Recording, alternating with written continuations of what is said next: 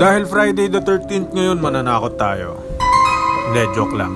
Mabait yan si Ching Chuang. Pero speaking of katatakutan, bakit nga ba laging umiilaw yung mata ng pusa pag madilim? Yun o, yung ganyan, yung parang nanlilisik yung mata, tapos yung mata lang nila talaga yung may ilaw. Di ba ganyan yung lagi nakikita sa mga horror na pelikula? Hindi kaya parang reflector yung mata nila at nire-reflect lang nila kung ano yung ilaw na tumatama sa mata nila. Pero bakit ganun? Kahit pitch black, umiilaw pa rin yung mata nila kahit na infrared lang yung ilaw, gaya ng mga nasa CCTV. Naging madaling material tuloy ng pananakot yung mata nila. Akala mo titirahin ka ng laser. Dahil Friday the 13th naman, gusto namin gamitin yung pagkakataon na to para magtanong at hindi manakot. Kaya itanong natin kay Doc Ara. Doc Ara, bakit nga ba umiilaw yung mata ng pusa pag madilim? Pwede nyo po ba ipaliwanag sa amin kung aling parte ng mata ng pusa yung nagkukos ng parang reflection na maliwanag na yan? Para imbis na matakot ay alam namin, di ba?